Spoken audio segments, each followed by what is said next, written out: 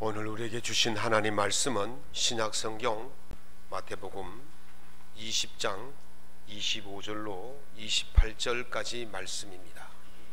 제가 갖고 있는 신약성경 34면에 있습니다. 마태복음 20장 25절로 28절까지 말씀을 우리 한 목소리로 낭독하겠습니다. 예수께서 제자들을 불러다가 이르시되 이방인의 집권자들이 그들을 임의로 주관하고 그 고관들이 그들에게 권세를 부리는 줄을 너희가 알거니와 너희 중에는 그렇지 아니하야 하나니 너희 중에 누구든지 크고자 하는 자는 너희를 섬기는 자가 되고 너희 중에 누구든지 으뜸이 되고자 하는 자는 너희의 종이 되어야 하리라. 인자가 온 것은 섬김을 받으려 함이 아니라 도리어 섬기려 하고 자기 목숨을 많은 사람의 대속물로 주려 함이니라. 아멘. 오늘 본문의 말씀을 가지고 성도의 길 네 번째 시간 겸손의 길이란 제목으로 주의 은혜의 말씀을 함께 나누고자 합니다. 베트남에 간 적이 있었습니다. 전통시장을 들렀더니 상인들이 저를 붙들고 자기의 물건이 좋다고 사라고 굉장히 강요를 합니다. 그때 저는 관심이 없다는 듯이, 때로는 따분하다는 듯이, 때로는 값이 비싸다는 듯이, 때로는 물건이 형편없다는 듯이 그런 반응을 보였죠. 그랬더니 값이 점점 내려가기 시작하는 겁니다. 한참 내려가더니 처음 불렀던 가격보다 절반의 가격까지 떨어지는 거예요. 그때 생각으로 됐다, 이만하면 되겠다 싶어서 그 물건을 샀습니다. 제 생각에는 좋은 물건을 값싸게 샀다고 생각을 했죠. 그런데 돌아와서 보니까 아니더라고요. 손님 처지에서 값을 원하는 만큼 깎았으니까 잘 샀다고 생각할 것입니다. 하버드 대학의 필립 델부스 브런턴 교수가 그 장사의 시대라는 책을 썼는데요. 그 책에 보면 모로코 탕헤르 지역, 탕헤르 항구 지역의 상인들의 그 장사 기술, 흥정의 기술을 이야기해 놓았습니다. 탕헤르가 어디냐면요, 모로코 항구 도시인데 그 지브랄터 해협을 건너면 유럽 스페인이고 그 밑에는 아프리카입니다. 그러니까 아프리카 최북단에 있는 도시가 탕헤르고 그 바다를 건너면 스페인이에요.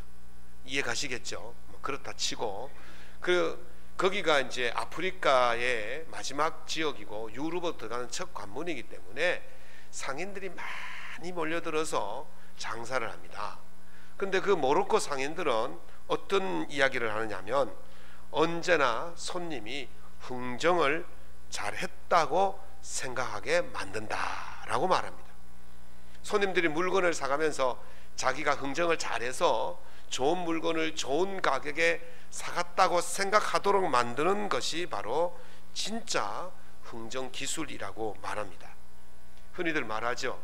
미치고 파는 장사가 없다고 말합니다. 아무리 장사하는 분이 이거 본전도 안 됩니다 라고 말을 하지만 사실은 거기에 뭔가 이익이 남아야 물건을 파지요. 이익이 안 남으면 절대로 팔 수 없어요. 흙을 퍼다가 파는 것도 아니고 뭐 자선사업가도 아니기 때문에 이런저런 이윤과 경비를 다 계산해서 물건을 팝니다. 미치고는 파는 법이 없지요. 그런데 손님이 사가면서도 기분 좋게 사갈 수 있도록, 잘 샀다고 말할 수 있도록 해주는 것이 바로 흥정 기술이라는 거예요. 그 책에서 마지드라는 그 모로코 지역에서 최고의 상인의 이야기를 나누는데요. 그 상인이 이렇게 말합니다. 장사꾼에게는 겸손한 것은 선택이 아니라 이익을 가져다주는 자산이다 그런 거예요. 그러니까 장사꾼에게 있어서 여러 가지 기술도 필요하지만 가장 좋은 자산이 바로 겸손이라는 거예요.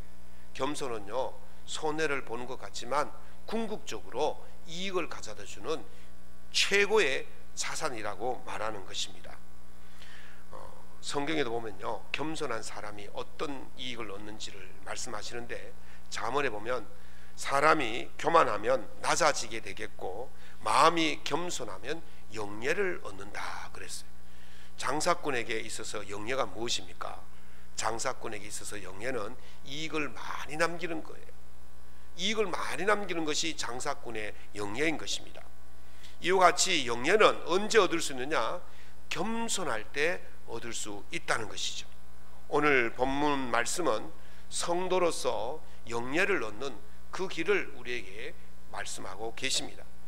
예수님께서 예루살렘으로 올라가시는데 세베대의 두 아들의 어머니, 세베대의 두 아들은 야고보와 요한을 말합니다. 야고보와 요한의 어머니가 예수님께 청탁을 합니다. 예수님의 나라가 임하실 때 내 아들 중 하나는 예수님의 좌편에 앉게 하시고 하나는 우편에 앉게 해 주십시오. 그렇게 청탁을 하니까 그것을 본 다른 제자들이 화를 내었다고 이야기를 합니다. 그것을 보신 예수님께서 제자들을 불러서 말씀을 하시죠. 그것이 오늘 본문의 말씀이에요. 그것은 바로 성도의 길이 무엇인지, 제자의 길이 무엇인지, 겸손의 길이 무엇인지를 우리에게 말씀하고 계십니다. 사랑하는 성도 여러분, 오늘 본문의 말씀처럼 성도의 길, 제자의 길을 잘 걸으셔서 성도로서의 가장 좋은 영예를 누릴 수 있기를 예수님 이름으로 축원합니다. 그러면 겸손의 길을 걷기 위해서는 어떻게 해야 되느냐? 첫 번째는 자기 부족함을 인식해야 됩니다. 강신주 교수라는 분이 감정수업이라는 책에서 그 스피노자라는 철학자의 그 말한 그 명언을 설명한 내용이 나와요. 스피노자가 어떻게 말했느냐 하면, 겸손이란 인간이 자기 무능함과 약함을 고찰하는 데서 오는 슬픔이다 그랬어요. 인간이 자기 약함과 무능함을 깨닫게 되어지면 어떻게 됩니까? 슬퍼하죠. 나 이거밖에 안 되나? 나 왜 이 모양이지? 이리 슬퍼해요. 그런데 그것이 바로 겸손이라는 거예요.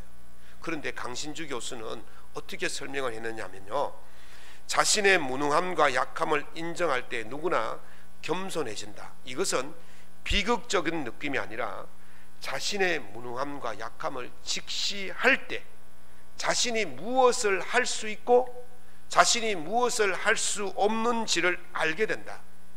거기서 나의 뜻대로가 아니라 당신의 뜻대로라고 고백할 수 있게 된다. 이것은 전적으로 나의 의지가 아니라 상대방의 의지에 달려 있음을 자각하는 것이다 그랬어요. 겸손이 뭐예요? 겸손은 나의 무능함과 약함을 알게 되어질 때에 내 뜻이 아니라 당신 뜻대로, 내 의지가 아니라 당신 의지대로 하십시오라고 낮추는 것, 이것이 바로 겸손이라는 것입니다. 세베대의 두 아들과 예수님의 제자들이 다투는 이유가 무엇입니까? 누가 높은 자리에 올라가느냐 하는 이 문제입니다. 누가 그 자리에 앉을 능력이 되느냐 하는 것입니다. 여기서 중요한 문제가 있습니다. 지금 이 사람들이 자기가 그 자리에 앉을 능력이 된다고 착각하는 거예요. 예수님께서 이렇게 묻습니다. 너희가 내가 마시려는 잔을 마실 수 있겠느냐라고 물으십니다. 그때 뭐라 그럽니까? 네, 할 수 있습니다 라고 말합니다. 예수님이 마시려는 잔이 어떤 잔입니까? 예수님이 마시려는 잔은요, 예수님도 마시기가 버거워서 그것을 마시지 않으려고 겟세마네 동산에서 피땀 흘려 3번이나 이 잔을 내게서 지나가게 하옵소서라고 했던 그 잔이에요. 그 잔은 십자가의 잔이고, 그 잔은 죽음의 잔이고, 그 잔은 고통의 잔이고, 그 잔은 희생의 잔이에요. 예수님도 버거워했던 그 잔을 이 제자들이 네, 우리도 할 수 있습니다 라고 당당하게 이야기하는 거예요. 자기가 지금 무슨 말을 하는지 모르는 거예요. 자기가 지금 어떤 능력을 가진지를 모르는 거예요.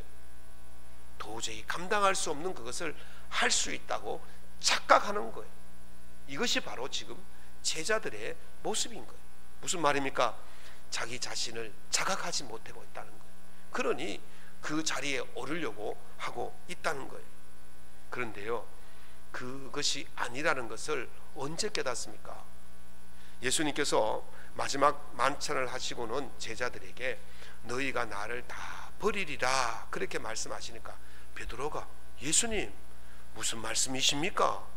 모두 주를 버릴지언정 나는 주님을 버리지 않겠습니다 라고 당당하게 이야기를 합니다. 그때 예수님께서 베드로야 오늘 밤 닭 울기 전에 네가 나를 3번이나 부인할 것이다. 그랬더니 베드로가 아니 무슨 말씀을 그렇게 하십니까? 내가 주와 함께 죽을지언정 결코 주님을 버리지 않겠습니다. 주님을 부인하지 않겠습니다. 그렇게 이야기하는 거예요. 그랬더니 그 옆에 있던 다른 제자들도 덩달아 우리도 그렇게 하겠습니다 라고 말을 합니다. 그런데 그들이 했던 그 말이 언제 아니란 것을 알게 되었습니까? 예수님께서 잡히시니까 제자들이 다 도망을 가버렸어요. 그래도 베드로는 지가 했는 말이 있는지 멀찍이 떨어져서 예수님이 잡혀가시는 뒤를 따라갔어요.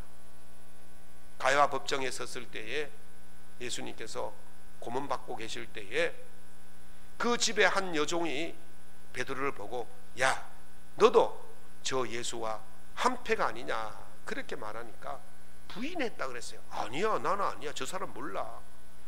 두 번째 또 모르니까 극구 부인했다 그랬어요. 맹세하고 부인했대요. 난 정말 모른다.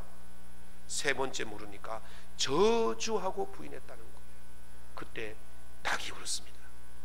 예수님 말씀을 기억한 베드로는 나가서 펑펑 울었다 그랬어요.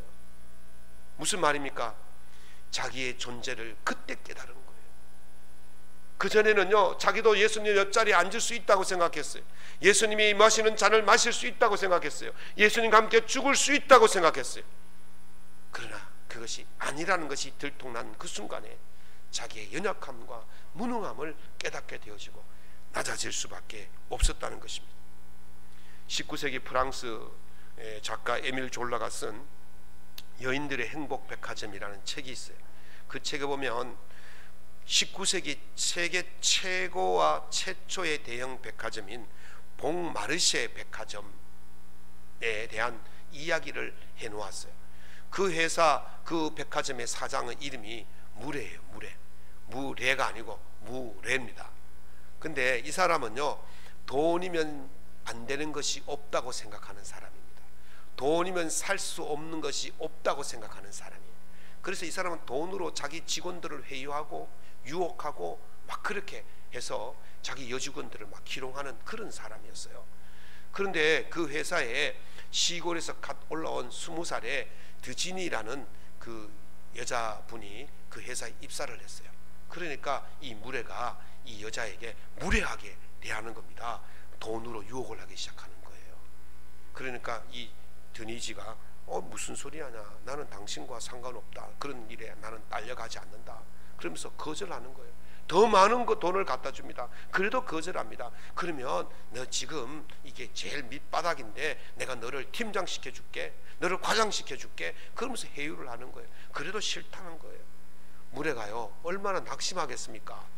이제까지 자기가 모든 돈으로 모든 일을 다 할 수 있고 모든 것을 다 살 수 있다고 생각했는데 돈 앞에도 꼼짝 않는 여자가 있는 거예요. 지위 앞에서도 꼼짝 않는 여자가 있는 거예요. 자기의 능력과 돈이 아무런 가치를 발휘할 수 없는 그런 지경에 이르게 되어지니까 자기의 무능력을 깨닫게 되어진 겁니다. 그래서 그 무례가 무례를 버리고 그 드니지 앞에 납작 엎드려서 잘못했다고 회개하고 그렇게 낮아집니다. 겸손해집니다. 그럴 때에 이 드니지가 그 사람의 마음을 받아들이게 되어지고 둘이서 행복하게 잘 살았답니다. 그 이야기 했는데요. 그런데 말이죠, 이 사람이 언제 깨달았습니까? 자기 힘으로 안 된다는 것을 알았어요. 자기가 연약하다는 것을 알았어요. 자기가 무능하다는 것을 알았어요. 그랬더니 상대방에게 모든 권위를 넘기는 거예요. 상대방을 인정해 주는 거예요. 상대방에게 모든 것을 맡기는 거예요. 상대방의 처분에 맡기는 거예요. 그 권위를 인정해 주었더니 자기가 다시 새롭게 시작할 수 있는 기회가 주어졌다는 것입니다. 그래서 바울 사도는 내게 능력 주시는 자 안에서 내가 모든 것을 할 수 있다 그랬어요. 내 힘으로 할 수 있다는 게 아니에요. 내게 능력 주시는 자 누굽니까? 하나님 안에서, 예수님 안에서, 성령님 안에서 할 수 있다는, 나는 아무것도 아니다. 오직 하나님이 내게 힘을 주셔야 내가 할 수 있는 것이지 나는 아무것도 아니다 라고 고백하는 거예요. 그때 하나님께서 바울을 들어서 세계 민족 복음의 1등 공신으로 세우신 줄로 믿습니다. 사랑하는 성도 여러분, 여러분들이 겸손하기 위해서는 먼저 자기 자신이 연약하다는 것 깨달으십시오. 자각하십시오. 그걸 깨닫고 자각하게 되어질 때 내가 하나님의 일꾼으로서 새로운 일을 할 수 있는 기회가 주어지게 되어지는 것입니다. 그때 하나님께서 우리를 영예로운 자리로 이끌어 가실 줄로 믿습니다. 두 번째, 겸손하기 위해서는 자기의 방법을 지워야 돼요. 삼고초려라는 말을 들어보셨을 거예요. 삼자는 석삼자에, 고자는 돌아볼 고자고, 초자는 풀조자에, 여자는 초막 오두막 여자에. 그러니까 풀로 만든 오두막을 3번 찾아갔다. 누가 찾아갔어요? 삼국지에 보면 유비가 제갈공명, 제갈량을 3번 찾아갔어요. 그래서 3번 찾아간 끝에 제갈량을 자기의 인재로 채용할 수 있었다, 받아들일 수 있었다, 그런 이야기예요. 처음에요, 이 유비가 제갈량을 오두막집에 찾아갔을 때 가서 뭐라 그랬겠습니까? 선생님 꼭 만나 주십시오. 내가 선생님을 만나러 이렇게 먼 길까지 왔는데 좀 만나 주시면 고맙겠습니다. 선생님 나올 때까지 기다리겠습니다. 이렇게 했을까요? 그렇게 안 했어요. 그 삼국지에 보면 이렇게 나옵니다. 대한, 좌장군, 의성정후, 예주목, 황수, 이 유비가 특별히 선생을 뵈러 왔다 그랬어요. 이게 무슨 말이냐면요, 좌장군이란 말은 한나라의 장군이란 뜻이에요. 의성정후란 말은 한나라의 제후국의 대장이란 뜻이에요. 예주목이란 말은 예주의 최고의 높은 관리자란 뜻입니다. 황숙이란 말은 황제의 숙부란 말이에요. 그러니까 이 사람의 지위가 지금 하늘을 찌르는 지위를 가진 사람이에요. 그래서 내가 너를 특별히 만나러 왔으니까 지금 당장 나와서 나를 맞이해라, 이 말이거든요. 그 말을 듣고요, 제갈공명이 막 버선발로 뛰어나왔을 것 같죠. 천만의 말씀, 동자, 그러니까 시종이 나와서 지금 선생님이 안 계시니까 돌아가시라고 문을 딱 들어가 버렸어요. 하늘을 찌르는 권세를 가진 사람이 찾아왔는데 만나주지 않는 거예요. 그렇게 돌아갔어요. 두 번째 왔는데도 못 만났어요. 세 번째 오니까 시종이 나와서 하는 말이, 지금 우리 선생님께서 초당에서 낮잠을 주무시고 계시니까 돌아가시오 그랬어요. 그랬더니 옆에 있던 장비가 이게 무슨 짓이냐, 우리 대장님이 오셨는데, 형님이 오셨는데 감히 잠을 자, 내가 들어가서 깨우겠습니다. 그러니까 유비가 여기 대문 밖에서 가만히 기다려라, 꼼짝도 하지 말아라. 그리고는 유비는 들어가서 그 마당에 서서 제갈공명이 잠에서 깨기를 3시간을 기다렸다는 거예요. 3시간을 기다렸어요. 머리를 쪼아리고 3시간을 기다렸어요. 그랬더니 제갈량이 깨어나서 그것을 보고 불러들여서 유비와 함께 천하 삼분지계라는 계책을 알려주어서 결국 이 유비가 천하를 한 기퉁이를 얻는, 나라를 3등분해서 한 나라를 얻는 그런 높은 지위에 오를 수가 있었다는 것입니다. 유비가 3번을 찾아갔기 때문에 제갈량을 얻은 것이 아닙니다. 유비가 10번을 찾아가도 자기를 낮추지 않았다면 제갈량을 만나지 못했을 거예요. 그러나 자기를 완전히 낮추었어요. 그 하늘을 찌르는 권세를 가진 사람입니다. 누구든지 오라면 오게 할 수 있고 가라면 가게 할 수 있는 그런 힘을 가진 사람이 그게 납작 엎드려요. 낮잠 자는데 옆에서 3시간 동안 꼼짝 않고 기다렸다는 거예요. 그것이 바로 천하를 얻는 방법이었어요. 천하를 얻는 방법에 세상 사람들은 힘을 가지면 된다고 생각합니다.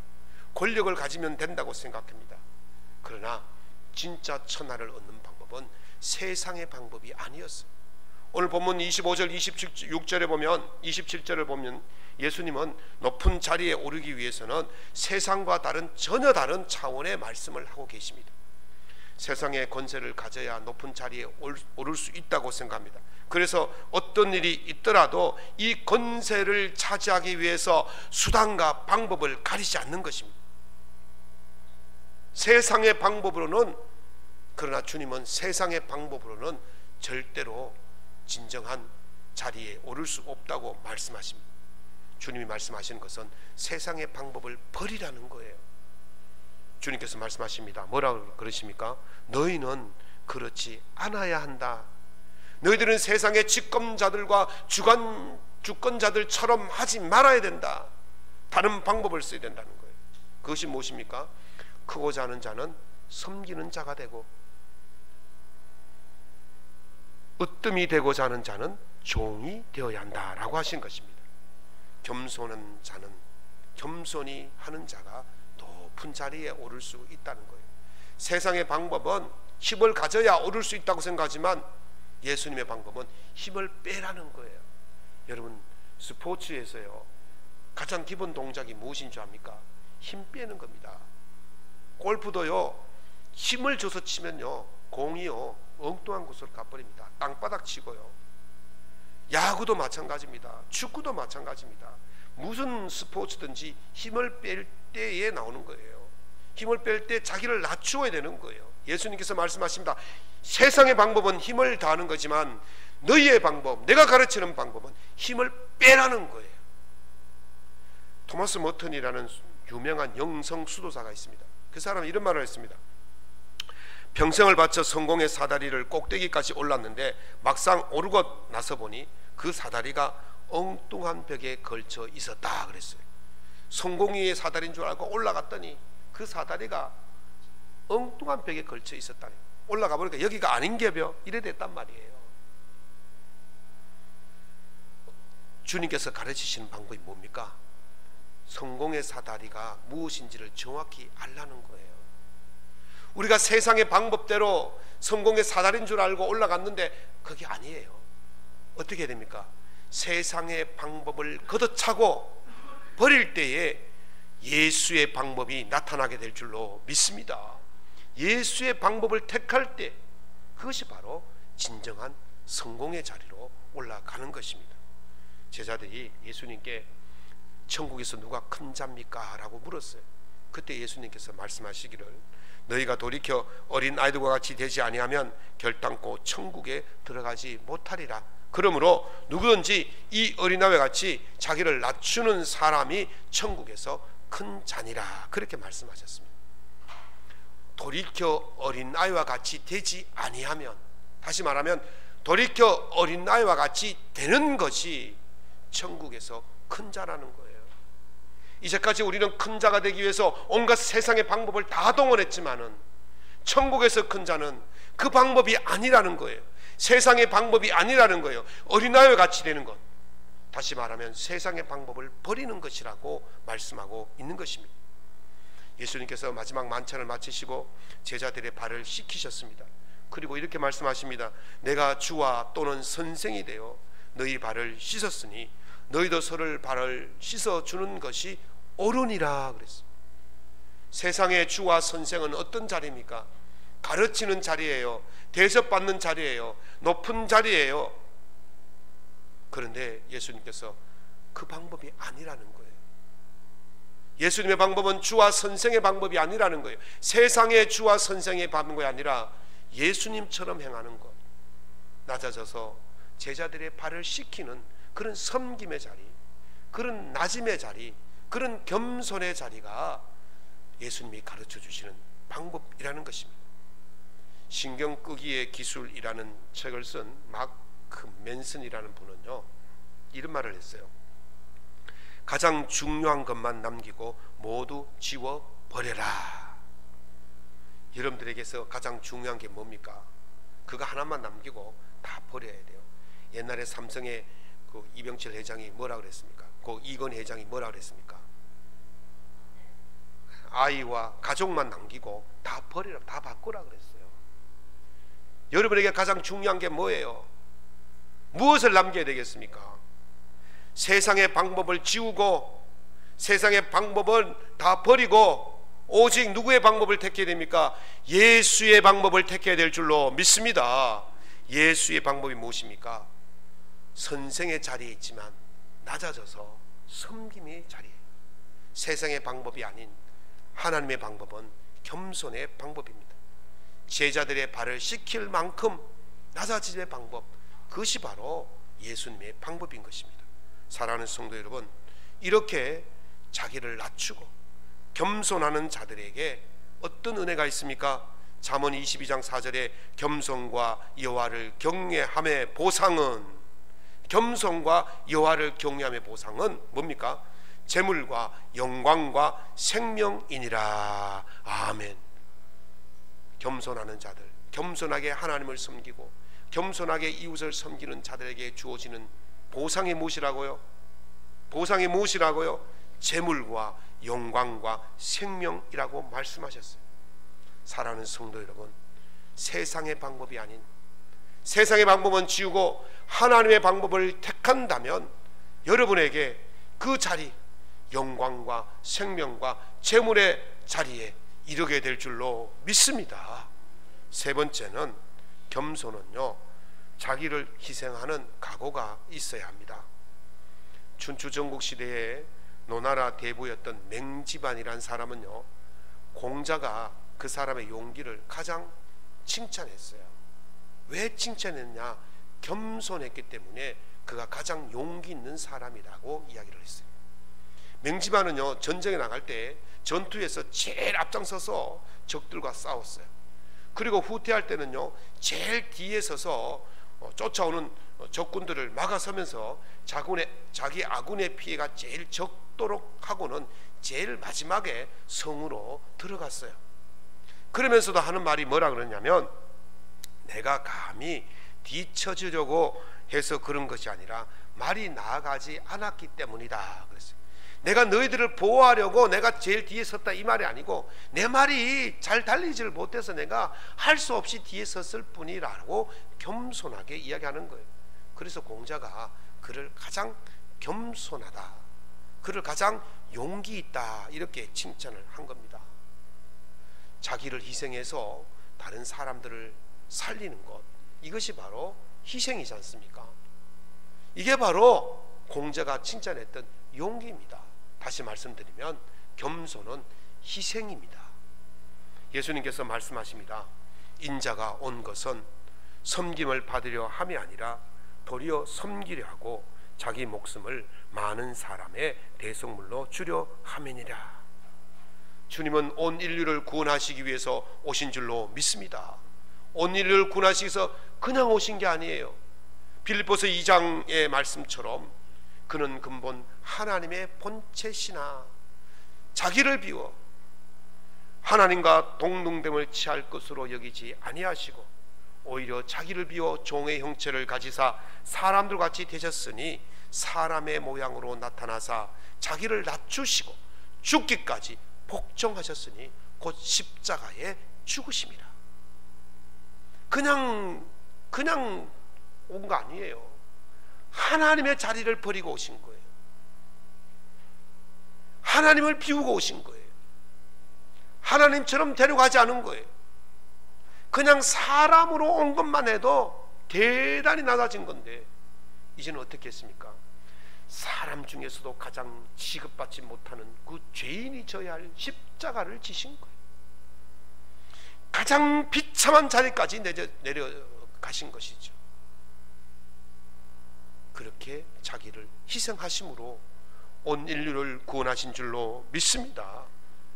주님이 우리를 위해서 겸손하게 자기를 희생하셔서 구원을 이루신 것처럼 오늘 우리도 주님의 길을 따라가는 자들로서, 성도의 길을 걸어가는 자들로서 주님처럼 우리 자신을 비우고 낮아질 때에 우리의 공동체가 행복해지고 우리의 가정이 행복해지고 이 나라 이 민족이 행복해지고 이 세상이 행복하게 될 줄로 믿습니다.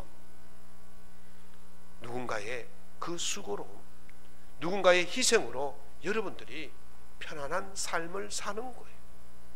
누군가의 새벽부터 나와서 맛있는 밥을 지었기 때문에 오늘 점심때 맛있는 식사를 할 수 있게 되는 거예요. 그 누군가의 희생이 없다면 어떻게 우리가 맛있는 점심을 먹을 수 있겠습니까? 오늘 여러분들이 깨끗한 예배당에서 예배를 드릴 수 있는 것은 누군가가 깨끗이 하는 수고를 했기 때문에 그렇습니다. 이렇게 아름다운 꽃을 여러분들이 보면서 예배를 드릴 수 있는 것은 누군가의 수고가 있었기 때문에 그렇습니다. 누군가의 수고로 여러분들은 행복하고 아름답고 기쁘고 즐겁고 맛있는 삶을 살게 되는 것입니다. 우리 주님께서 그 희생을 통해서 여러분들이 하나님의 은혜를 입는 것처럼 오늘 여러분들이 희생을 통해서 낮아질 때에 누군가가 또한 은혜를 입게 되어지고 또한 구원에 이르는 그 길에 들어서게 될 줄로 믿습니다. 겸손하게 희생하는 것은 나도 살고 공동체도 살리고 하나님께서 약속하신 그 자리에 이르는 길을 임을 믿으시고 그 겸손의 희생을 할 수 있기를 예수님 이름으로 축원합니다. 말씀을 맺겠습니다. 주님이 말씀하십니다. 너희가 원하는 것은 내가 주는 것이 아니라 내 아버지께서 누구를 위하여 예비하셨든지 그들이 얻을 것이니라. 하나님께서 누구에게 주신다고 말씀하십니까? 그들이 누굽니까? 그들이 여러분이 되어야 될 줄로 믿습니다. 어떤 자들이었습니까? 다시 잠언으로 말씀을 돌아가면 사람이 교만하면 낮아지게 되겠고 마음이 겸손하면 영예를 얻으리라. 누가 얻습니까? 겸손하게 낮아지는 자가 그 영예를 얻게 될 줄로 믿습니다. 그 자리가 어떤 자리입니까? 야고보 요한이 원했던 예수님의 옆자리, 제자들이 원했던 그 예수님의 옆자리, 그 자리를 여러분들에게 보장된다고 말씀하고 계시는 것입니다. 자신의 연약함을 자각하고 하나님의 권위를 인정하여서 자기의 방법을 지우고 예수님의 방법대로 자기를 희생하는 자들, 그들 자리에 그들을 예수님의 옆자리 영광의 자리에 앉히실 줄로 믿습니다. 그 자리에 다 이룰 수 있기를 예수님 이름으로 축원합니다.